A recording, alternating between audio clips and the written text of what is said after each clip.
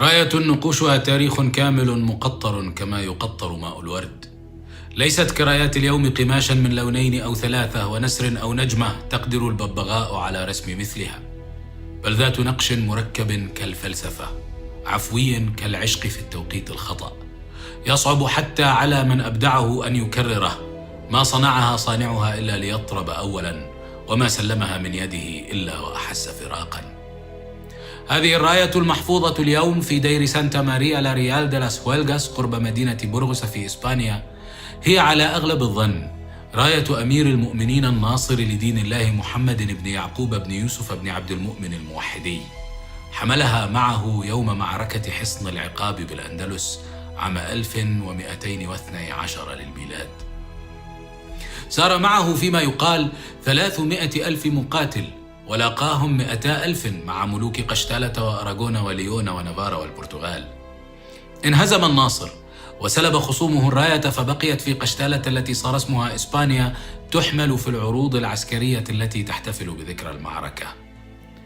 ولقد كانت هزيمة الناصر فاصلة في ضياع الأندلس إلى يوم الناس هذا، لكن التاريخ مثل هذه الراية أكثر تعقيدا من أن يلخص باسم النصر أو الهزيمة.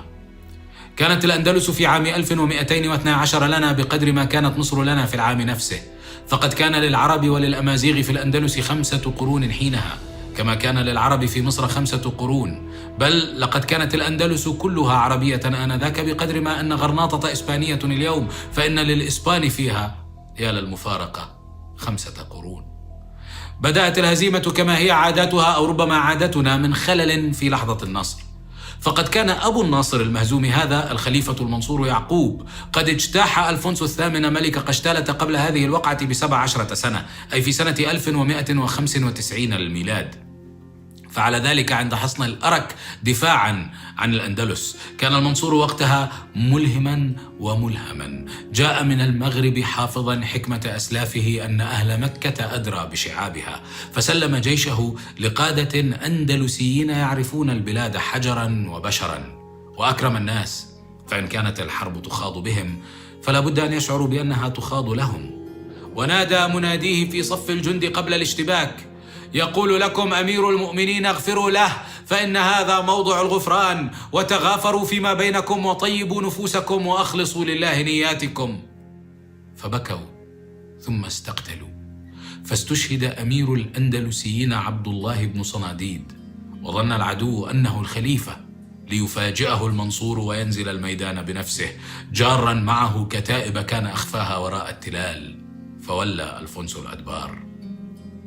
لا بد وأن سيرة صلاح الدين كانت تدور في خلد الجيشين يوم الأرك، فقد جرت وقعة حطين قبل معركة الأرك ب8 أعوام فقط، وألفونسو الثامن المهزوم في الأرك هو زوج إلينور أخت ريتشارد قلب الأسد ملك إنجلترا وصاحب الحملة الصليبية الثالثة على الشام، وكان يرى حملاته في الغرب رديفا لحملات نسيبه في الشرق. أما الخليفة المنصور فصنع صنع صلاح الدين بأن عفى عن 30,000 من أسرى العدو. لم يتعلم المنصور من خطأ صلاح الدين في إطلاق أسرى حطين، وفيهم ملك القدس الصليبي، إذ اجتمع الأسرى المطلقون في صور ثم خرجوا منها محاربين وحاصروا عكا وجعلوها رأس جسر لحملة ريتشارد، وذبحوا معه بها 2000 من الأسرى المسلمين. ولا تعلم المنصور من صواب صلاح الدين، إذ لم يعد أدراجه بعد حطين، وعمد نحو القدس حتى أخذها وقضى على مملكة بيت المقدس الإفرنجية تماما. فإن المنصور لم يستردد طليطلة عاصمة ألفونسو منه، حاصرها ثم فك الحصار واكتفى بأخذ بعض الحصون وعاد إلى المغرب. انتصر، سمع المدائح وذهب، ثم ترك المنصور وخلفاؤه ألفونسو يرتب انتقامه 17 سنة كاملة.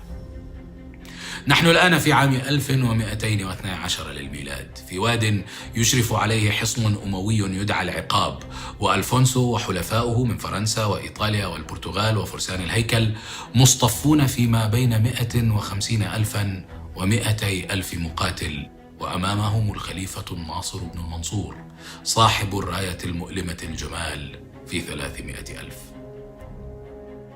لم يتعلم الناصر لا من صواب أبيه ولا من خطئه، فلم يحسن السيرة في من كانوا يقاتلون معه. في طريقه من المغرب إلى الأندلس أعدم واليي فاس وسبتة، وأمر عامله ابن المثنى بضرب عنقيهما علنا بعد صلاة الجمعة أمام الناس، فأفسد عليه قلوب المغاربة الذين معه. وحين عبر البحر أعدم بعض قادة الأندلسيين أيضا. كان ألفونسو حاصر حصنا للعرب يدعى حصن رباح، وفيه قائد أندلسي معروف يدعى أبا الحجاج يوسف بن قادس. لم يكن يوسف قادرا بعدده القليل أن يحفظ الحصن، فعرض أن يسلمه لألفونسو مقابل أن يخرج ومن معه منه ليلحقوا بجند الناصر، فسمح لهم ألفونسو بذلك.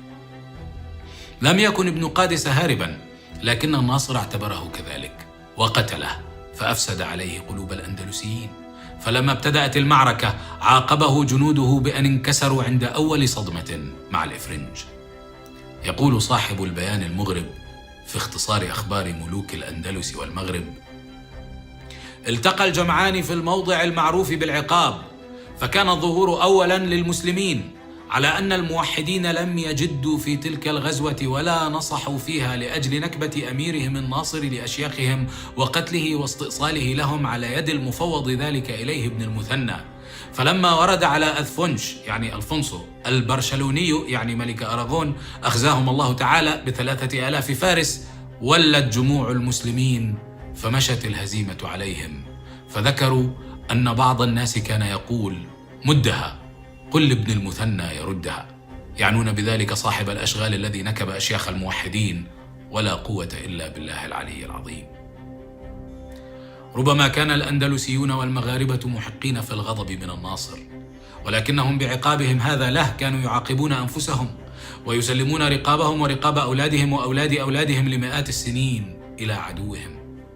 فما إن انتصر ألفونسو حتى دخل مدينة أوبدة وقتل فيها 60,000 من الرجال والنساء والأطفال، ضعف عدد المقاتلين الذين كان المنصور أبو الناصر رحمهم وأطلقهم قبلها ب17 سنة. في رسالته إلى البابا أنوسنت الثالث يصف ألفونسو انتصاره فيقول: لم نحتج إلى جمع الأخشاب لإشعال النار، لأن العرب خلفوا وراءهم من الرماح وعمد الخيم ما كفانا نصفه، وكانوا قد خرجوا في 185,000 خيال دون المشاة، وقتلنا منهم 100,000 كما أخبرنا بعض أسراهم، ولم يقتلوا منا إلا 20 أو 30 مقاتلا. لم تكن هذه إلا معجزة. في زاوية مسجده بغرناطة كان ثم فقيه مالكي يدعى محمد بن إبراهيم الأوسي، ويعرفه تلاميذه بابن الدباغ كعادة الشعراء، يرى المستقبل. وقائلة أراك تطيل فكرا كأنك قد وقفت لدى الحساب، فقلت لها أفكر في عقاب غدا سببا لمعركة العقاب، فما في أرض أندلس مقام وقد دخل البلاء من كل باب. أعود للراية ذات الجمال المؤلم، أتمكن بعد لأي أن أفسر المكتوب على هوامشها: يا أيها الذين آمنوا هل أدلكم على تجارة تنجيكم من عذاب أليم، تؤمنون بالله ورسوله وتجاهدون في سبيل الله بأموالكم وأنفسكم، ذلكم خير لكم إن كنتم تعلمون، يغفر لكم ذنوبكم ويدخلكم جنات تجري من تحتها الأنهار ومساكن طيبة في جنات عدن، ذلك الفوز العظيم. 3 آيات من سورة الصف. لن يقف الموحدون صفا موحدين بعد هزيمة الناصر، إذ أنه يموت كمدا بعد 2 ويخلفه ابنه المستنصر وعمره 10 سنوات، ويموت وهو ابن 20 سنة، ثم يختلف أخوه العادل وعمه عبد الواحد على الملك، فينقل أخوه جل جيش الموحدين من الأندلس إلى المغرب ليقاتل عمه، فتخلو ديار الأندلس من الجند، ويستعين أمراؤها بعضهم على بعض بالقشتاليين، ويستمرون على هذه الحال 3 عقود من الزمن، حتى يأخذ القشتاليون بقيادة ابن بنت ألفونسو فرناندو الثالث إشبيلية وقرطبة، يساعدهم في ذلك أمير غرناطة محمد بن نصر بن الأحمر، ويرضى أن يكون بعض فرسان ملك قشتالة ويقف على قدميه للخدمة في ديوانه. يا أيها الذين آمنوا لم تقولون ما لا تفعلون، كبر مقتا عند الله أن تقولوا ما لا تفعلون إن الله يحب الذين يقاتلون في سبيله صفا كأنهم بنيان مرصوص. سيمنح البابا فرناندو الثالث هذا رتبة القديس، وسيدفن في قبر من الزجاج قائم إلى يوم الناس هذا في مسجد إشبيلية الكبير الذي كان بناه المنصور وتحول إلى كاتدرائية. تراه هناك مسجن على سرير من زجاج وذهب، مكتوب عليه بالعبرية وباللاتينية وبالقشتالية وبالعربية أيضا لنفهم.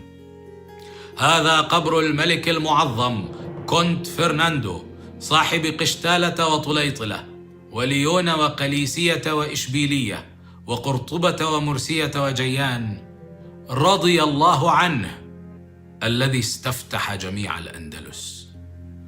وستسمى مدن باسم سان فرناندو القديس من الفلبين إلى كاليفورنيا.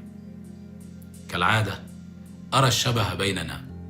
كان أكثر حكامهم يفضلون أن يكونوا خدما عند غزاتهم على أن يكونوا جنودا لشعوبهم، ومثلنا ثار أهل المدن الأندلسية مرارا على حكامهم هؤلاء، ولكنهم ابتلوا بحاكم نذل يخلف حاكما نذلا، واكتفى أهل كل مدينة بالخوف على أنفسهم من أن يحل بهم ما يحل بالمدينة المجاورة. في عام 1236 قال أهل إشبيلية وهم يرون أهل قرطبة: أعانهم الله على ما ابتلوا. ثم في عام 1248 قال أهل غرناطة عن أهل إشبيلية: أعانهم الله على ما ابتلوا. ثم في عام 1492 قال أهل المغرب عن أهل غرناطة: أعانهم الله على ما ابتلوا. واستمر الناس على هذا المنوال. وفي عام 1948 قال اللبنانيون وهم يرون ما حل بالفلسطينيين: أعانهم الله. ثم قال السوريون عام 1982 وهم يرون ما حل باللبنانيين: أعانهم الله. والآن يقول المصريون وقد رأوا ما حل بالسوريين: أعانهم الله.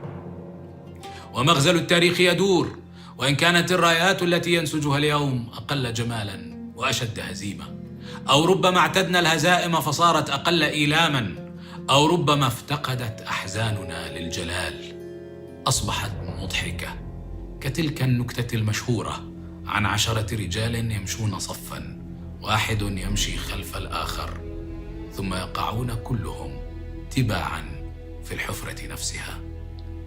أقول فقد الألم جلاله، فنحاول أن نخبئه بشعثه وفكاهته المأساوية في حزن قديم جليل، كما أفعل أنا الآن. ليس غريبا إذن أن تعيش قصيدة أبي البقاء الرندي يرثي بها جيان ومرسية وقرطبة وإشبيلية التي يسميها حمص وسائر بلاد الأندلس، فيقول: فجائع الدهر أنواع منوعة، وللزمان مسرات وأحزان، وللحوادث سلوان يسهلها، وما لما حل بالإسلام سلوان. فاسأل بلنسية ما شأن مرسية، وأين شاطبة أم أين جيان، وأين قرطبة دار العلوم، فكم من عالم قد سما فيها له شان، وأين حمص وما تحويه من نزه، ونهرها العذب فياض وملآن. يا راكبين عتاق الخيل ضامرة، كأنها في مجال السبق عقبان، وحاملين سيوف الهند مرهفة، كأنها في ظلام النقع نيران، وراتعين وراء البحر في دعة، لهم بأوطانهم عز وسلطان. أعندكم نبأ من أهل أندلس، فقد سرى بحديث القوم ركبان. يا من لذلة قوم بعد عزهم، أحال حالهم جور وطغيان. بالأمس كانوا ملوكا في منازلهم، واليوم هم في بلاد الكفر عبدان. راية الناصر المهزوم رايتنا، جميلة جليلة رغم انهزامها، رايتنا وتلزمنا، ورغم مرور مئات السنين، فإن حملها في العروض العسكرية يجلب علينا غصة في الحلق فنغض الطرف. إن هذه الراية ذات الجمال المطرب المحزن كالقصيدة حتى في هزيمتها أجل من كل راياتنا اليوم، رايات رسمها ضباط مما وراء البحر كما رسموا الخرائط، خطوطا مستقيمة مملة وغبية جدا، لا وقت عندهم لاستدارات الحروف وتعقيدات التاريخ وما تعرفه الروح مما لا يوصف باللسان. لكن التاريخ كما قلنا في البداية كالراية عصي على التبسيط، ولا يمكن حسمه وتلخيصه في اسم نصر أو هزيمة. شيء ما في هذا الجمال المهزوم يبشرني بنصر. الجمال ذاته نصر ربما، وربما هي البلاغة العربية المفتونة بالأضداد. خرجت هذه الهزيمة من نصر لم يكتمل، وغدا يخرج نصر من هزيمتنا هذه التي لم تكتمل، ولا والله تكتمل ما دام فينا من يتقن هذا الحرف. أعيد النظر إلى الراية، أنتبه أن الآيات المكتوبة على أطرافها غير مكتملة، الكلمات الأخيرة من كل آية غائبة. تقصد النساج ذلك، أراد أن نستنتج النهاية من البداية والغائب من الحاضر. كذلك فإنه لم يكتب أشهر آيات سورة الصف على الراية، ربما ليبرزها غيابها. هي الآية التي تتلو الآيات المنقوشة على الراية مباشرة، وأجدرها بأن تنقش على راية محمولة لقتال. تعمد النساج أن يتركها لتسكن البال لا القماش، تمنحني أملا وأقرر أن أصدقها. بسم الله الرحمن الرحيم. وأخرى تحبونها، نصر من الله وفتح قريب، وبشر المؤمنين.